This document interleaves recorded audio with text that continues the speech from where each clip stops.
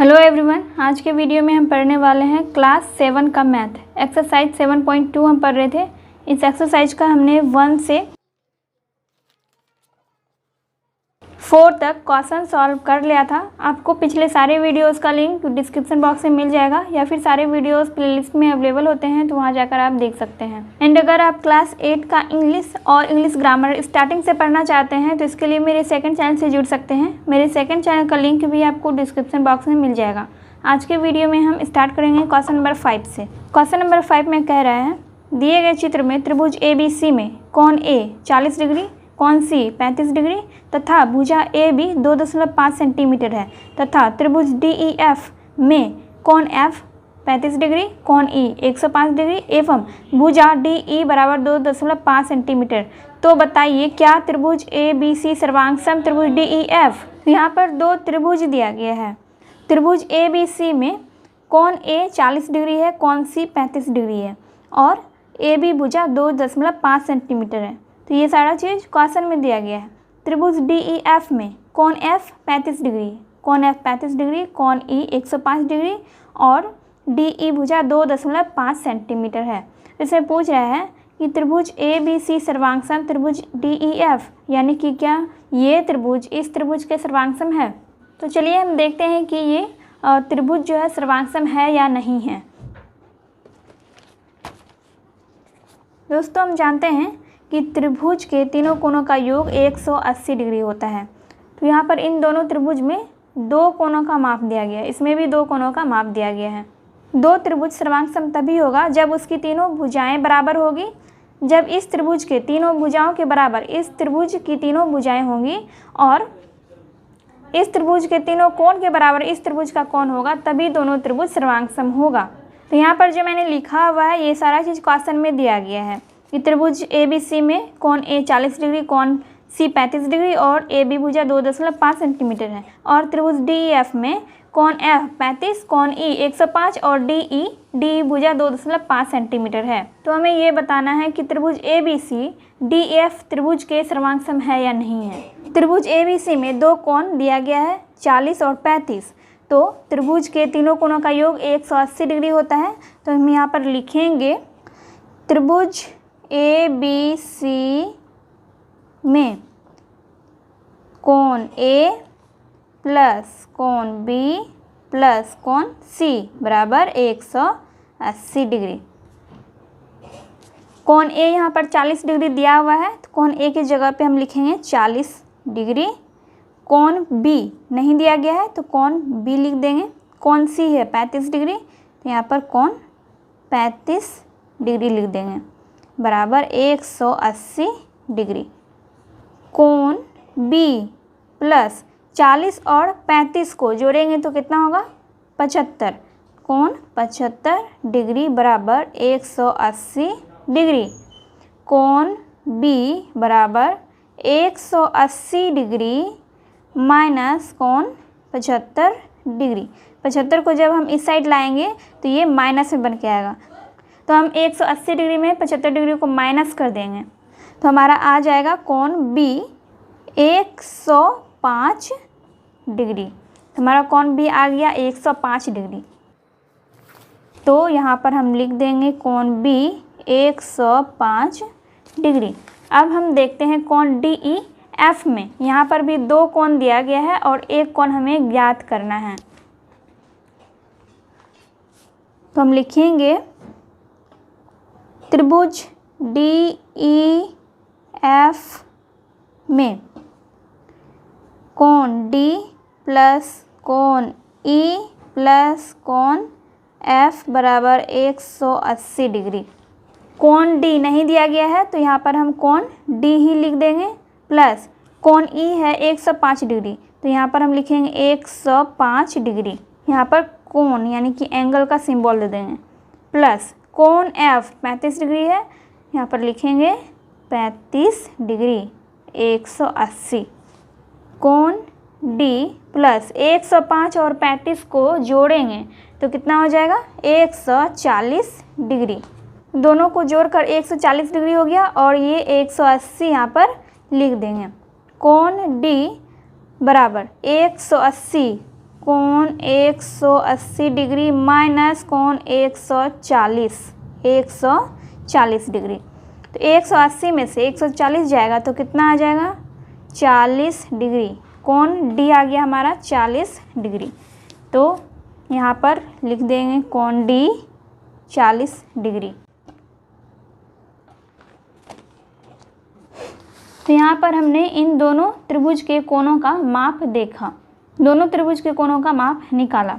तो आप यहाँ पर देख सकते हैं कोण ए 40 डिग्री है और कोण बी 105 डिग्री है, और ये जो भुजा है 2.5 सेंटीमीटर है, और ए बी भुजा जो है ये डी ई भुजा के बराबर है।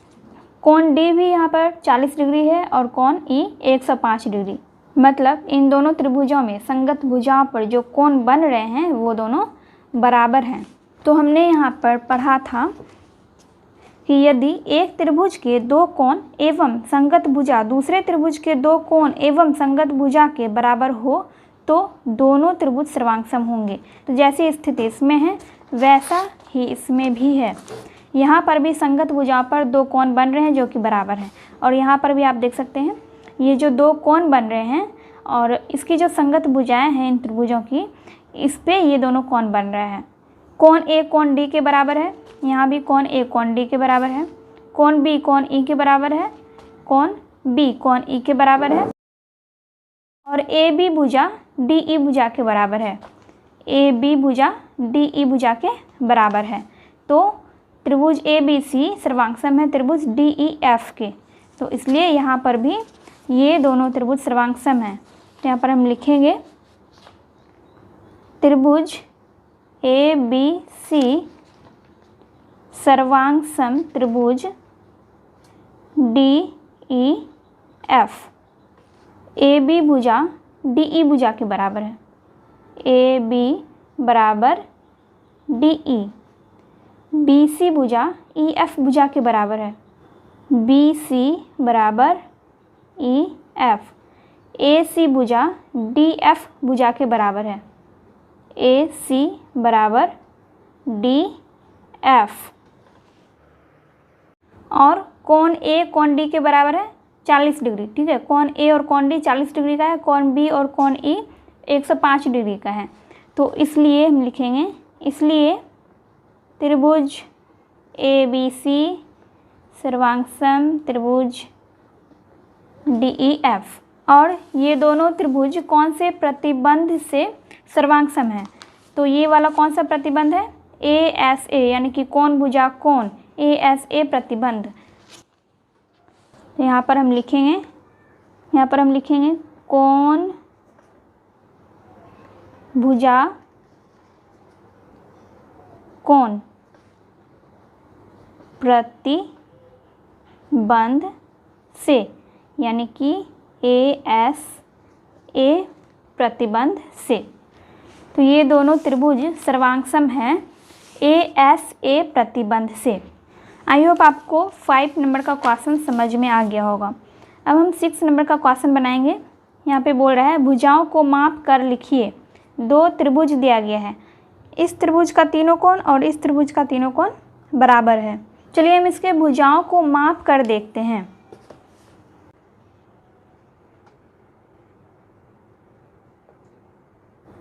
चार से थोड़ा कम आ रहा है, बी और ए भुजा 4 से थोड़ा कम आ रहा है, 3.8 पे आ रहा है। तो ये वाला भुजा हो गया 3.8 सेंटीमीटर का। तो हम कॉपी में यहाँ पर लिख लेंगे भुजा ए बी 3.8 सेंटीमीटर का। अब हम देखते हैं ए सी भुजा, तो ये यहाँ पर 2 सेंटीमीटर का आ रहा है। तो इसमें हम लिखेंगे ए सी 2 सेंटीमीटर। बी सी को मापते हैं, बी और सी भुजा को मापेंगे। तो ये आ रहा है 4 सेंटीमीटर, यहाँ पे आ रहा है मतलब 4 पे। तो ये हो गया 4 सेंटीमीटर का, 4 सेंटीमीटर। अब हम इस त्रिभुज के तीनों भुजाओं को मापेंगे।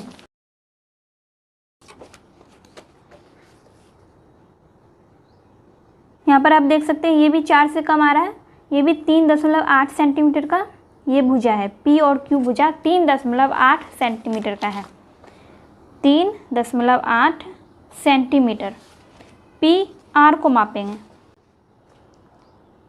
तो ये 2 सेंटीमीटर आ रहा है, 2 सेंटीमीटर। क्यू आर 4 सेंटीमीटर का आ रहा है, तो इसमें हम लिखेंगे कॉपी में 4 सेंटीमीटर। तो इस तरह हमने देखा कि इस त्रिभुज की तीनों कोण बराबर है। त्रिभुज ABC में जितने जितने माप का ये तीनों कोण है, उतने ही माप का इस त्रिभुज का तीनों कोण भी है, और इस त्रिभुज की तीनों भुजाएं इस त्रिभुज के तीनों भुजाओं के बराबर है।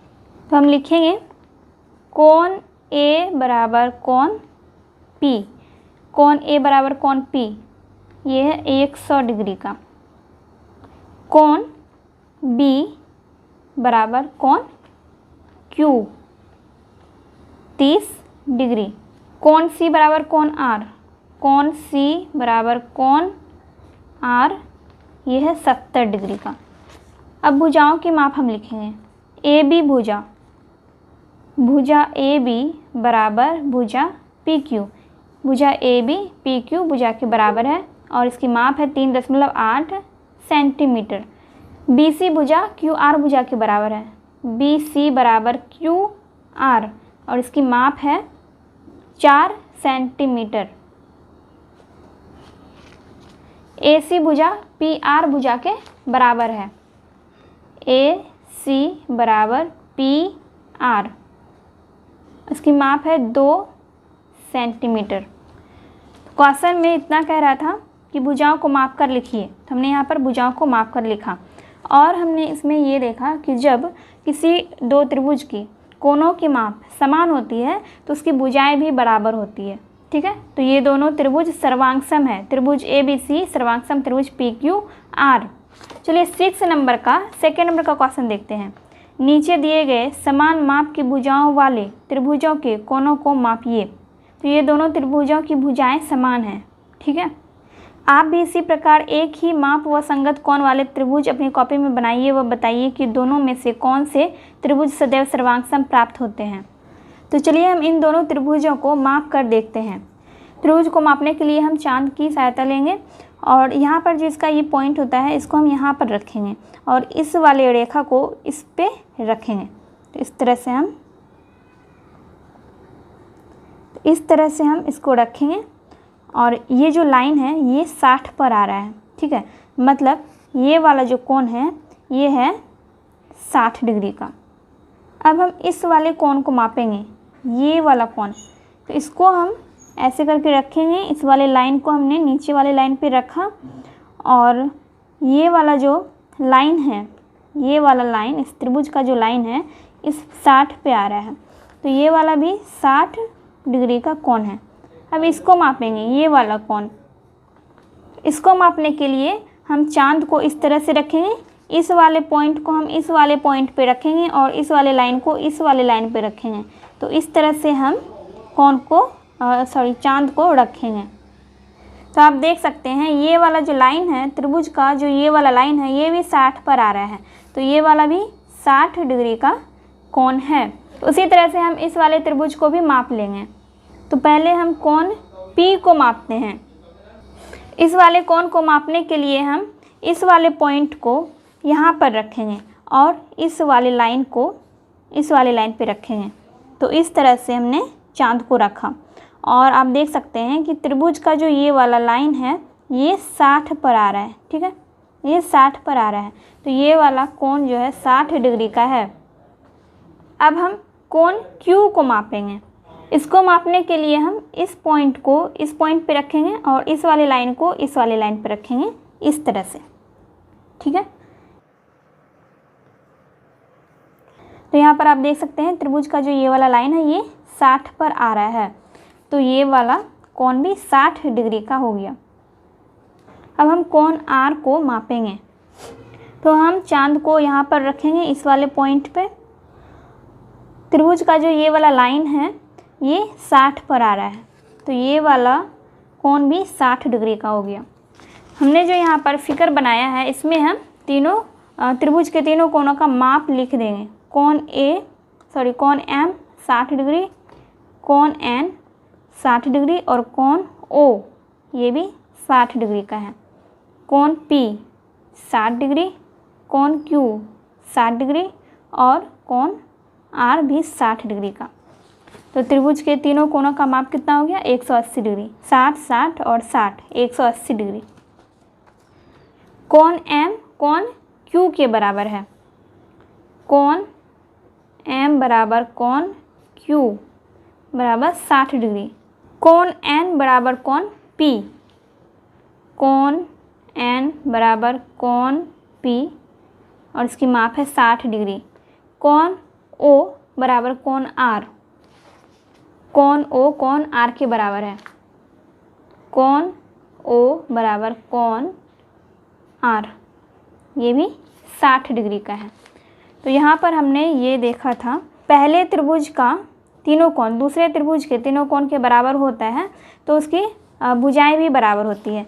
और दूसरे त्रिभुज में हमने ये देखा कि जब त्रिभुज के तीनों भुजाएं जब दो त्रिभुज की तीनों भुजाएं बराबर होती है, पहले त्रिभुज की भुजाएं दूसरे त्रिभुज की भुजाओं के बराबर होती है तो उसके तीनों कोण भी बराबर होते हैं। ठीक है।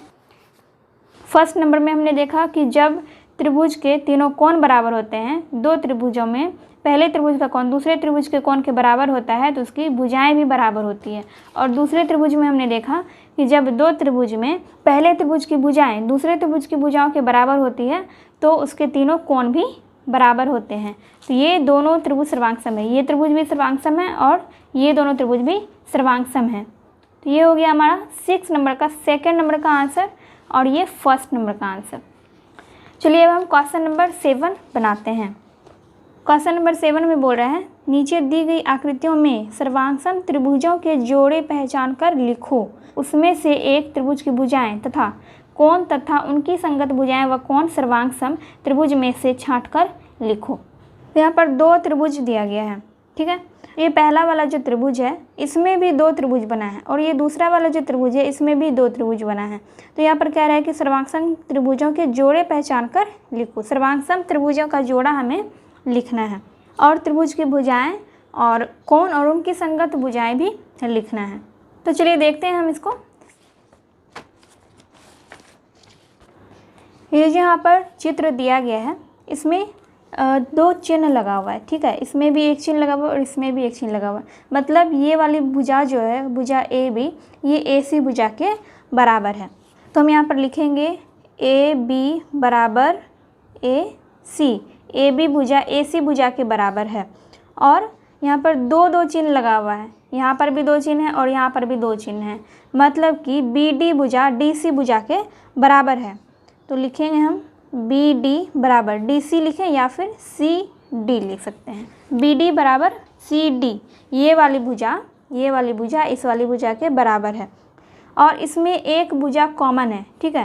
त्रिभुज ए बी डी और त्रिभुज ए सी डी में ये वाली भुजा ए डी कॉमन है। मतलब कि ये वाली भुजा दोनों त्रिभुज में है। तो हम लिखेंगे ए डी बराबर ए डी। ठीक है। ए डी भुजा के बराबर है क्योंकि ये दोनों त्रिभुजों में ये वाली भुजा कॉमन है। तो त्रिभुज ए बी डी सर्वांगसम त्रिभुज ए सी डी। तो यहाँ पर हमने क्या लिखा? त्रिभुज ए बी डी सर्वांगसम त्रिभुज ए सी डी।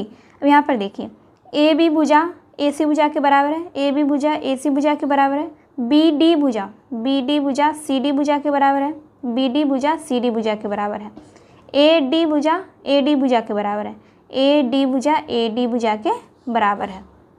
तो इसमें जो कोण बन रहे हैं जैसे कि ये कोण बी और कोण सी, तो कोण बी और कोण सी भी बराबर होगा क्योंकि जब आप इस त्रिभुज को इस तरह से पलटा कर रखेंगे, इस वाले त्रिभुज को मान लीजिए कि ये त्रिभुज 1 है और ये 2 है, तो जब आप दूसरे त्रिभुज को पहले त्रिभुज पर पलटा के रखेंगे इस तरह से तो ये सी जो है यहाँ पर आ जाएगा। ठीक है। सी बी पे आ जाएगा और ये डी ए और डी यहीं पे रह जाएगा और सी यहाँ पर आ जाएगा। ठीक है। क्योंकि ए और डी इन दोनों त्रिभुज में कॉमन भुजा है, तो इसलिए ए डी यहीं पर रह जाएगा, सी यहाँ पर आ जाएगा। तो सर्वांग त्रिभुज वही होता है जो कि पहले त्रिभुज को दूसरा त्रिभुज पूरी तरह से ढक ले, या फिर दूसरे त्रिभुज को पहला त्रिभुज पूरी तरह से ढक ले, तो वैसा त्रिभुज सर्वांग सम होता है। तो ये दोनों त्रिभुज भी सर्वांग सम है। इस वाले त्रिभुज को जब हम इस वाले त्रिभुज के ऊपर रखेंगे तो ये वाला त्रिभुज इस त्रिभुज को पूरी तरह से ढक लेगा। जब इन दोनों त्रिभुज की भुजाएं बराबर है तो इसके कोण भी बराबर होंगे। कोण बी कोण सी के बराबर होगा, तो हम यहाँ पर लिखेंगे कोण A B D, A B D, इस वाले कोण के बारे में हम लिख रहे हैं, तो बराबर कोण ए सी डी, कोण ए सी डी, यानी कि ये वाला कोण इस वाले कोण के बराबर है। कोण ए डी बी बराबर कोण ए डी सी, कोण ए डी बी बराबर कोण ए डी सी, यानी कि ये वाला कोण इस वाले कोण के बराबर है। ये वाला कोण भी 90 डिग्री का है और ये वाला कोण भी 90 डिग्री का है। तो हमें यही चीज़ बताना था कि ये त्रिभुज सर्वांग सम है और इसकी भुजाओं को हमें छाँट कर लिखना था। चलिए अब दूसरे नंबर में देखते हैं। ये था फर्स्ट नंबर का और ये है सेकेंड नंबर का। तो इसमें भी दो त्रिभुज है, यहाँ पर ओ है, ठीक है, POR और SOQ दो त्रिभुज है इसमें। तो क्वेश्चन में कह रहा है कि भुजा OP OS भुजा के बराबर है। यहाँ पर दो चिन्ह लगा हुआ है, इसका मतलब ये हुआ कि OP भुजा OS भुजा के बराबर है। तो यहाँ पर हम लिखेंगे OP बराबर OS, फिर है OR भुजा OQ, मतलब ये दोनों भुजा बराबर है। भुजा OR भुजा OQ के बराबर है। OR बराबर OQ, OR भुजा OQ भुजा के बराबर है। और PR भुजा QS या SQ भुजा के बराबर है, ठीक है। PR बराबर SQ, इसमें भी हम मान लेते हैं कि ये है त्रिभुज 1 और ये 2।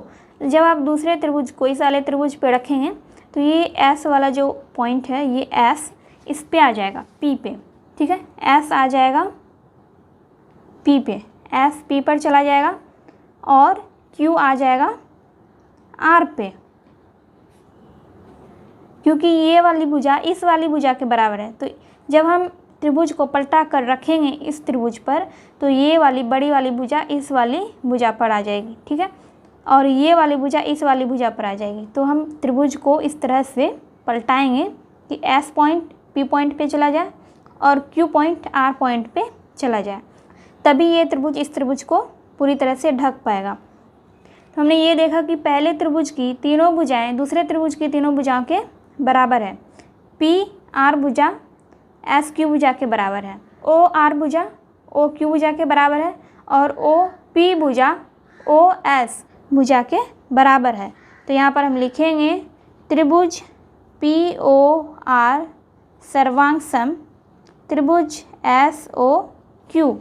तो इसमें ये दोनों कोण भी बराबर होगा। POQ POR कोण POR, यानी कि ये वाला कोण इस वाले कोण के बराबर होगा। तो इस वाले कोण का नाम क्या हो जाएगा?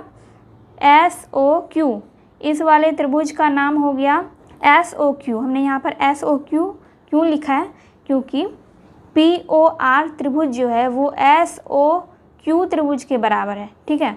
यहाँ पर आप देख सकते हैं PO भुजा SO भुजा के बराबर है, PO भुजा यानी कि OP भुजा OS भुजा के बराबर है, OR भुजा OQ भुजा के बराबर है, OR भुजा OQ भुजा के बराबर है, PR भुजा SQ भुजा के बराबर है, PR भुजा SQ भुजा के बराबर है। तो यहाँ पर जो कोण बन रहा है ये दोनों कोण POR, कोण POR बराबर कोण SOQ, कोण SOQ, कोण POR बराबर कोण SOQ, मतलब ये दोनों कोण भी बराबर है। क्वेश्चन में कह रहा था कि नीचे दी गई आकृतियों में सर्वांगसम त्रिभुजों के जोड़े पहचान कर लिखो। सर्वांगसम त्रिभुजों के जोड़े, तो हमने यहाँ पर लिखा है, तो एक जोड़ा ये हो गया और एक जोड़ा ये हो गया। त्रिभुज ABD सर्वांगसम त्रिभुज ACD, ये एक जोड़ा हो गया। त्रिभुज POR सर्वांगसम त्रिभुज SOQ, क्यू, तो ये एक जोड़ा हो गया। और हमें त्रिभुज की भुजाएं और कोण लिखना था, तो हमने यहाँ पर त्रिभुज की भुजाएं और कोण भी लिखा है। तो ये हो गया हमारा 7 नंबर का आंसर। सो गाइज, आज के वीडियो में बस इतना ही। नेक्स्ट वीडियो में हम क्वेश्चन नंबर 8 से स्टार्ट करेंगे। ये वीडियो अगर हेल्पफुल लगी हो तो वीडियो को लाइक कीजिए, कमेंट कीजिए और अपने दोस्तों के साथ वीडियो को शेयर कीजिए।